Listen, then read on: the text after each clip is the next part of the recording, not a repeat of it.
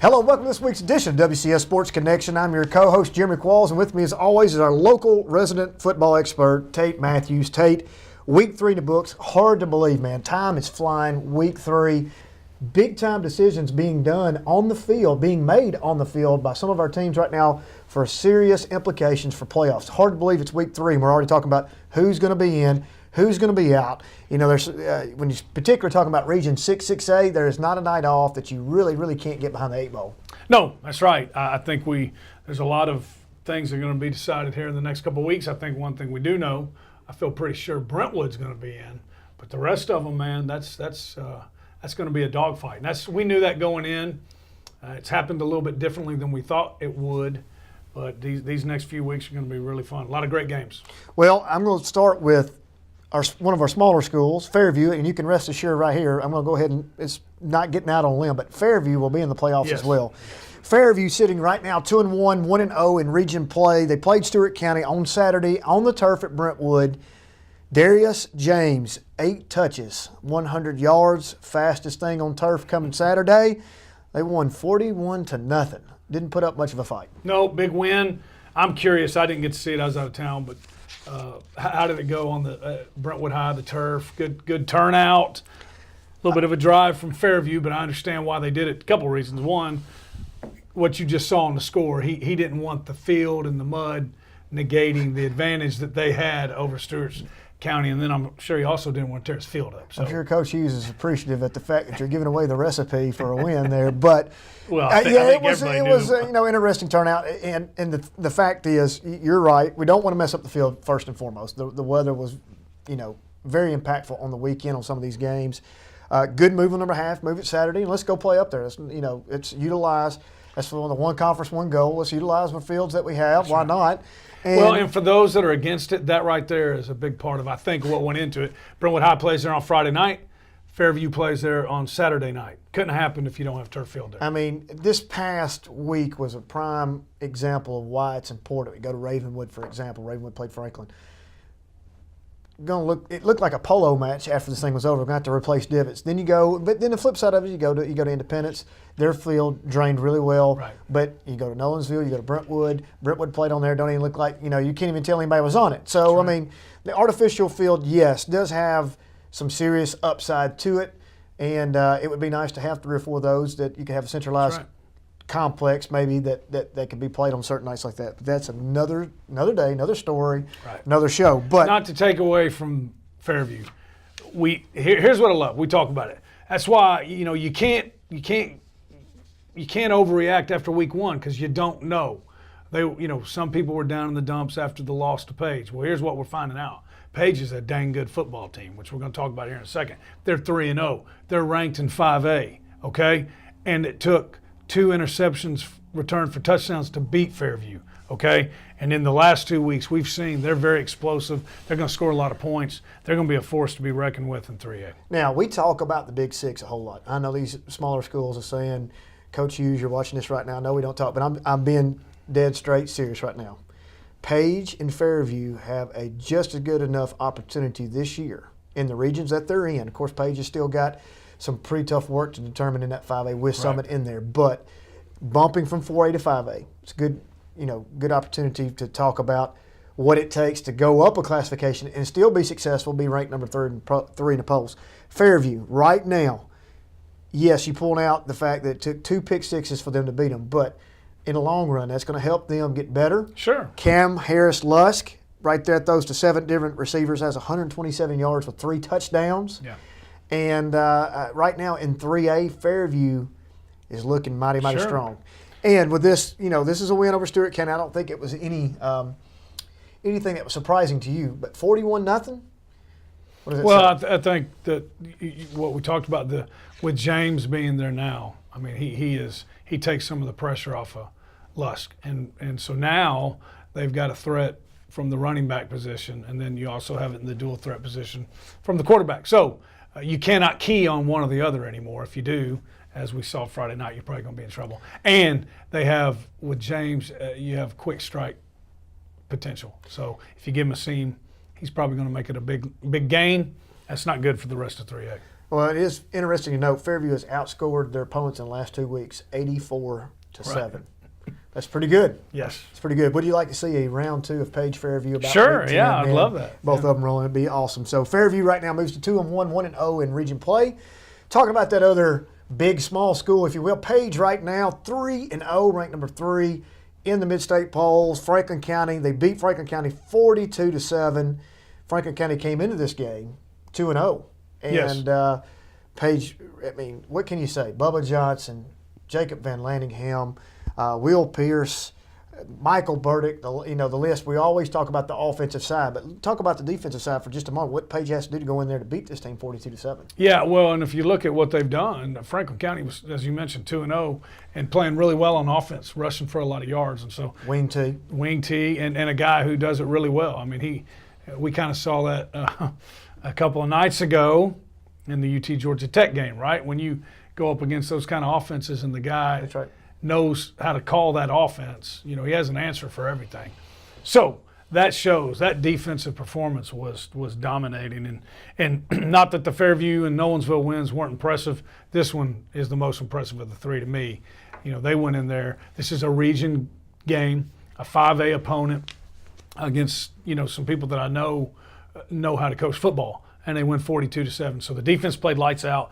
And this is something that, we've had some good running backs, some great running backs in Page the past few years. I don't think we've seen anything like this. This is the part of Bubba Johnson that, if I was the coach, would excite me. 22 carries. So he has 147 yards, 2 touchdowns, but 22 carries. He's a guy who can handle that load, and you're going to see they're going to have to do that as this season goes on to win some of these ball games they're going to be in. He's a tough dude, man. Sophomore. On top of that, the Thunder. Who's the lightning to the Thunder? Jacob Van Landingham. That's right. Can get out of the pocket, very mobile. Had accounted for 73 yards on his own. Right. Can throw the ball. Now, I tell you what, He's a senior. He's smart. Makes good decisions. We talked about that after the Fairview game. He's just going to keep getting better and better and better because he really didn't have a fall camp. Bubba Johnson reminds me of something. There's a little bit of irony in this. We know who the opponent is this week. To me, it's probably the most intriguing matchup on the menu. Page plays Ravenwood. Right. Bubba Roland. Johnson reminds me of Roland, who's Which now one? Seth. Yeah, okay. Bowling ball, Yeah. short, compact, and will knock your head off, Yes. right? Very elusive, quick, probably deceivingly quick. He now is, had a great game Saturday for the TSU Tigers. And That was Chris. No, Seth.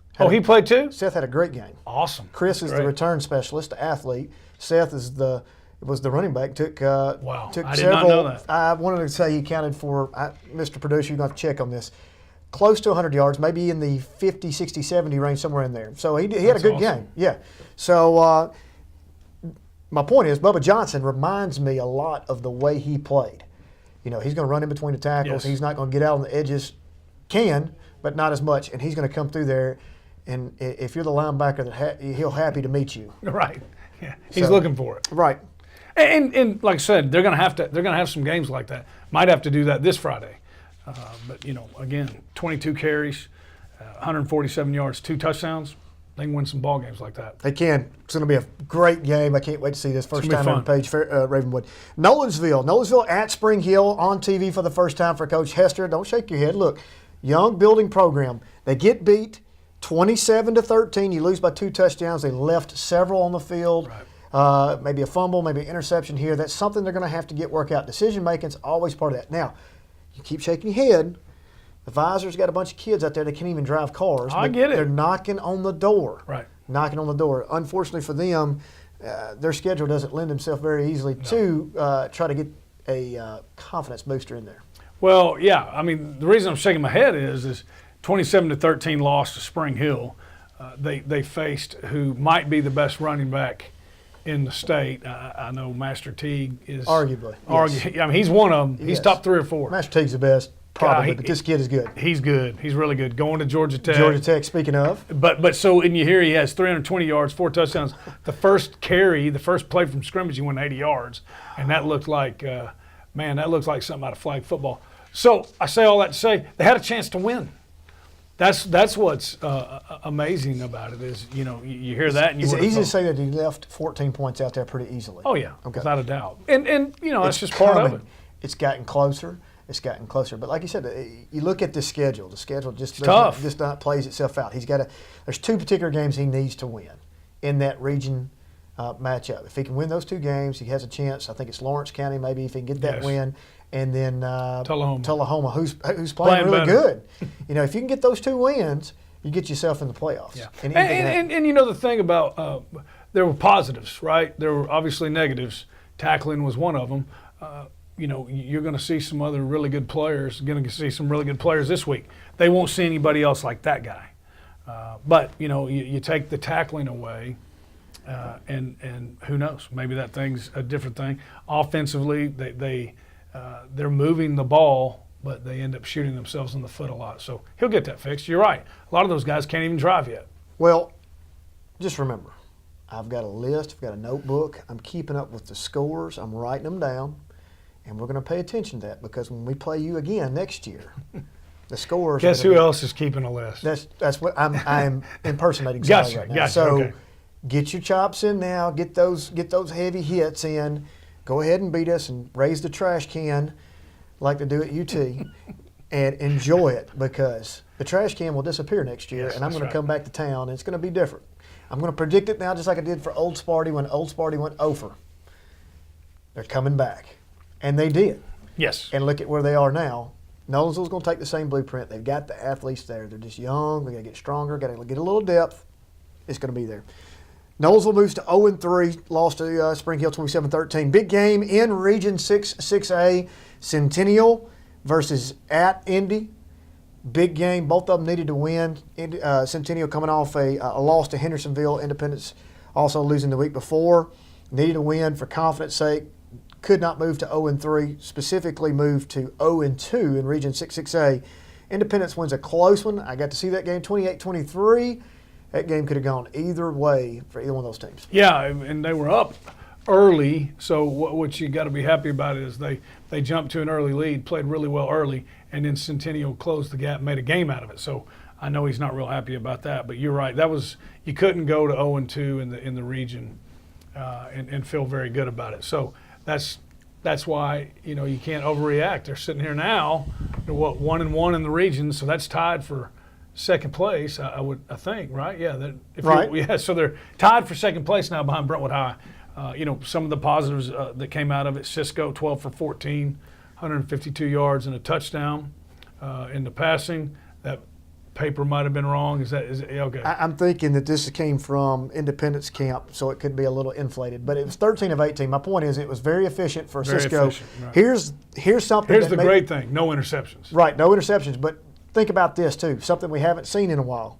Troy Henderson, 16 touches, 134. Now, understand 3 touchdowns. The game was wet. We got to keep it down. But look, Troy Henderson has to be super effective, I think, for Independence to remain successful. Right. Now, what happens is if you get him in the mood, in the mode of getting a lot of touches, a lot of good positive carries. If you look back the week before, it was in the negative.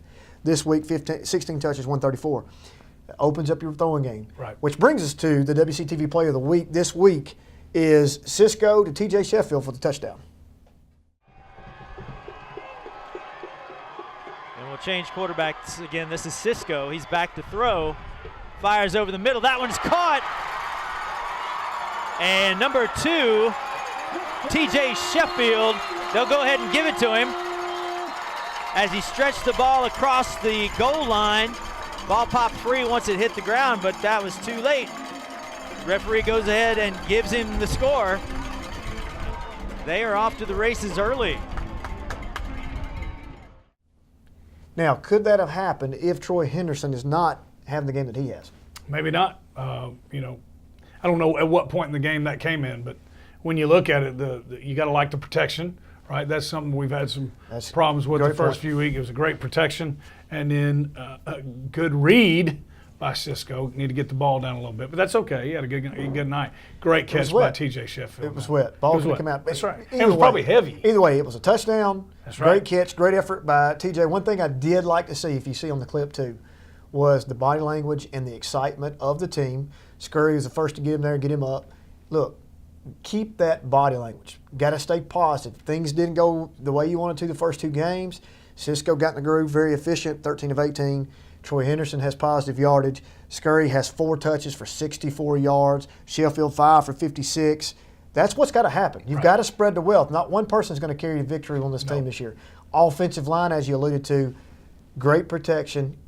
That is the formula, I believe, for Coach Blade. I'm sure he's appreciating us giving him the formula to win. He's taking notes. But if you look at it, all positives.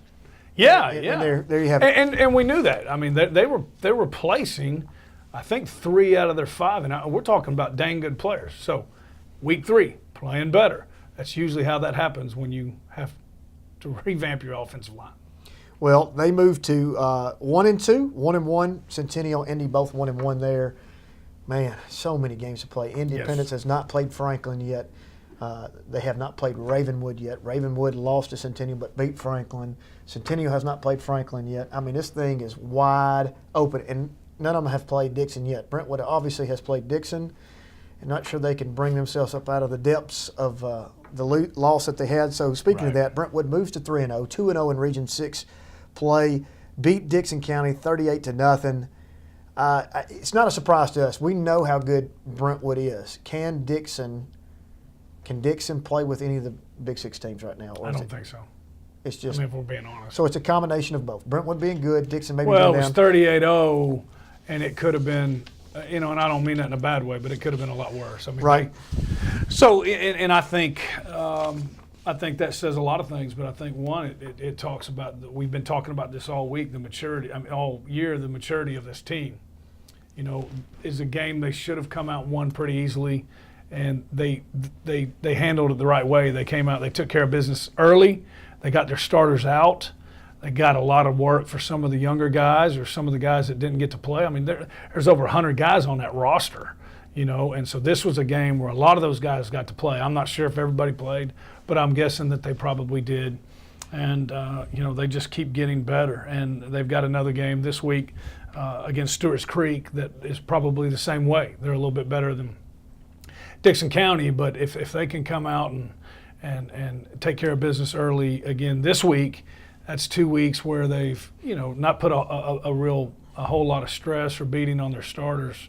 And that's just going to make them even better second half of the season because their bodies are going to be rested. But I've said it all year. I really like this Brentwood High team a lot. I'm going to talk about the defensive real quick, and you can weigh in on this. We've talked about him every week. He's a household name with us right now. C.J. Grissom. He's a dude. 9 tackles, 9 assists. And I'd love to know how many quarters he played because there's no way he played 4. No way. So, I mean, great game for him.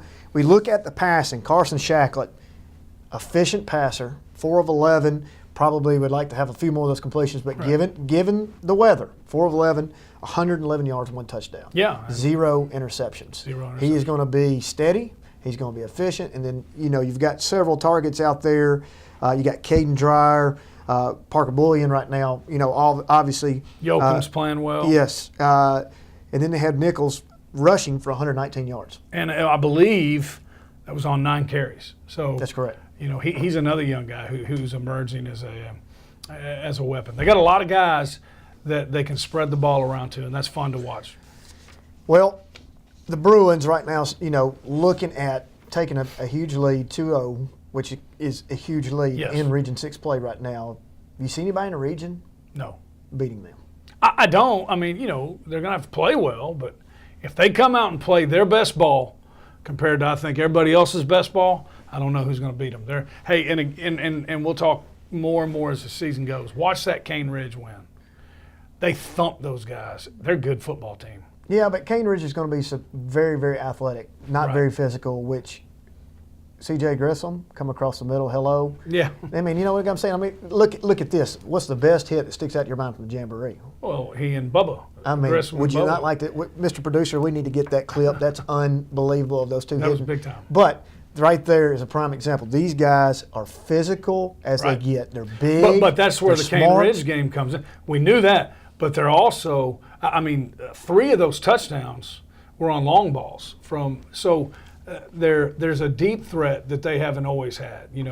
That's true. Shacklett can get the ball downfield.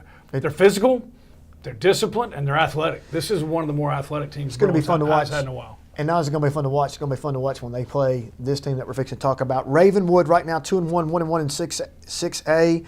Beat Franklin. Franklin moves to 0-3, 0-2. I think it's a little surprising to both of us. They won 13-10. Let me first start off by saying this. Matt Daniels, whatever he has done inside the confines of Ravenwood High School is working. I go up there for this game. It is raining sideways. It's cold. It is nasty. And their student section is loud, it's large, and they're ready to go. He's got this group of kids not only on the sidelines but in the hallways believing that Ravenwood High School is back, G2 bar, and it's going to carry them a while. It's going to carry them a long ways. I'm telling you, they're not the biggest team. They may not be the fastest team. These kids are starting to believe. Right. Ravenwood, I'm telling you, mark it right here, dangerous. You don't want to match up with them. If they get in the playoffs, you don't want to match up with them. Well, and if you go back to the Centennial game, their one loss and their one region loss, they were a possession away from winning that game. And that was in week 1. I keep wanting to say week 0. Right. That was in week 1. And so, yeah, I mean, think about that. They're one possession away of being 3-0 right now, playing really good football, and they've done it a couple of different ways. So when you look at Friday night, they chose, as you mentioned earlier, they had the opportunity to move the game to Nolensville. I know they struggled with that. They decided to keep it home. Great idea, right? Because they got the win. Sam French, 2 field goals. As hard as it was to kick, as hard as it was to pass Friday night, it was that much harder to kick. And so Sam French, 2 field goals. I don't know who the long snapper is. Great job. Whoever the holder was, great job. And, they won by 3 points. That was big. There's one possession that sticks out in my mind. I think it's in the first half. I believe it resulted in a field goal. Ravenwood is threatening, and pass is caught or intercepted, rather. Intercepted. Linebacker from Franklin intercepts it. This is in the red zone. Fumbles it right back to him. This is on 4th down, by the way, so they're going for it. Fumbles it, gives it right back, new fresh set of downs, and I believe that results in a Ravenwood score or field goal that pretty much is the difference in the game. Think about that. You hold on to that ball, get out of that possession, and, it's a different game. Right. But catches it, fumbles it literally right back to him. And it's kind of one of those, it's a game changer. You can see it shift, the whole thing. You're like, man, you've held them on 4th down, giving up the play, interception, and then give it right back to them. Right. That's tough. And it was a difference maker. And I believe the defense held them to under 100 yards. Now, weather had something to do with that. That's still, Franklin likes to run the ball. That's a great defensive performance. Like you said, there's a lot of positives going on. And then on the Franklin side, Coach Daniels was on the radio with us this weekend. Franklin's got to be the best 0-3 team in the state. Well, they don't. I know that doesn't help. Dr. Defense wants to hear that. I know, but you're right. They have to be. They have to be. Brian Garcia, 4-14, 39 yards, was not a big, heavy night of throwing, obviously, but Stahl Cup, 8 carries, 40 yards. Anthony Holmes, 38 yards. Those 2 guys are pretty good players. Anthony Holmes is one of those guys. He's just a junior, by the way, with a lot of speed. That team is going to be dangerous. Like you said, if Franklin somehow figures out a way to get into the playoffs, right now, behind the 8 ball at 0-2 does not mean they're out by any stretch of the imagination. They will be a team, like you said, don't want to play. Old Sparty, 2-1, 1-0, goes on the road. It takes them 6 hours to get there to the Spartans of Sparta at White County. And you know what? They could have played. They could have taken the JV, I think, on this one. 42-0. Ty Carter plays 1 possession on defense. He's still recovering from a little bit of an injury, but they roll to a big-time game. What do you have on that one? Odumagwu. He obviously appeared last week as a big-time playmaker, 118 yards. And on the rushing side, Quinn Sloganhoop, the kicker, scored a 43-yard touchdown, man. And then, this is the most impressive thing about it. 43-yard touchdown run, they line up to kick the extra point. He's the kicker, kicks the extra point. I don't know how often that happens, but not very often. That's pretty impressive. He gets my player of the game for Friday night. Well, we've got some huge games that are on a collision course coming up in the next 2 weeks, but we're going to talk about this week coming up right now. You're 13-7. I'm 11-9. I've got myself back in this thing. We went 4-1 in the conference last week. That's big. That gets us back to 76 total as a conference out of play. Nolensville is a lone loss. But let's get to it. We only have a few minutes left. Fairview 2-1 at Waverly 1-1. Waverly lost to Huntington 39-36, beat Camden 46-0. Does this pose a problem? Does this give you a little concern? Waverly could be athletic. They are athletic, but I think Fairview gets the win. Are we picking? Yes, we're picking. I think Fairview gets the win, but this is going to be a high score and a Fairview wins, but they outscore them. Waverly is athletic. Waverly took a week off. They rested. Grace Christian canceled on them. We're not going to play that game back. Tough luck for both those teams. You should have played because you're going to be rusty. Darius James, 4 touchdowns, big time night, triple digits once again. Fairview rolls. Page 3-0 versus Ravenwood. This is a tough matchup right here. Who are you going to call in this one? Oh, man, this is tough. Page is playing great football. They've got the running attack. I like it. I just think that the depth, and I know this sounds crazy, I think the depth of Ravenwood is a little bit more just because they have more students, more players. It's a good game, but I think the Raptors get the win. Ravenwood linebackers, please meet Bubba Johnson and somebody stand up because it ain't enough. Page gets the biggest statement win of Charles Rathbone's career since I've gotten here. Page wins this game. Nolensville at Old Sparty. We have a sentimental favorite here for Nolensville in the heart. Listen, let's just call it like it is. I don't know if Ty Carter comes back or not. I just don't think it's enough for Nolensville to overcome. I don't think they can stop the rushing game. Summit goes to 3-1. Centennial versus Cane Ridge. Big game right here. Cane Ridge beat Laverne 43-0. Also beat Marshall County. Can Coach Kreisky get back on the winning side? Can he? Yes, but I don't think they do. They're going to be okay towards the end of the season. They've got some things they've got to figure out. I think Cane Ridge gets the win. Oh, come on. Centennial gets back in the winning column. You know I got to pick them. I know. Coach I like Kreisky beats Cane Ridge. That's a big game. Gets them back on. Brentwood versus Stewart's Creek. Not even worth talking about. Shacklett's eating popcorn at halftime. It's not even worth talking about. Franklin versus McGavick. We got 1 minute. Quick. Franklin gets their first win. I agree. Indy versus Hillsboro. No, it ain't no. They're back. Independence gets it. I'm going with Indy. All right. Errors, Mr. Producer. What do we have? All right, guys. Let's see. Seth Rowland was the Rowland you were looking for the running back for TSU. He had 9 carries this week for 76 yards and a touchdown, and TSU's 17-10 win over Georgia State.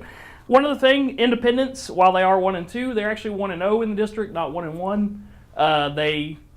Oakland and Summit are not district games. That is correct. Mr. Producer, spot on for me today. Thank you so much, Mr. Producer. Hey, he was on his A game. Guess who's tied for first place in Region 6-6A? Independence. Man, lots of good football coming your way. We'll see you next week.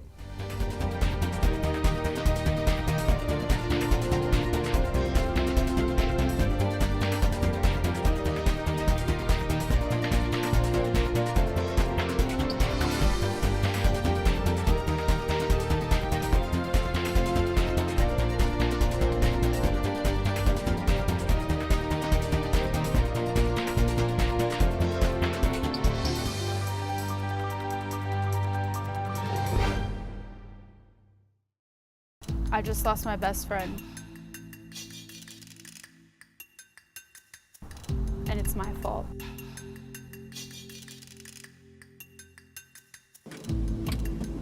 Hey. Hey. How are you? I'm good. How's Christian? He's good. Good. How are you and Carter? Doesn't look too good. Oh my god, let me show you everything that he's been saying. Like, he's been so rude and so distant, and I tried to confront the problem, and so look, like, all the stuff he said. Oh, he finally replied. Hold on.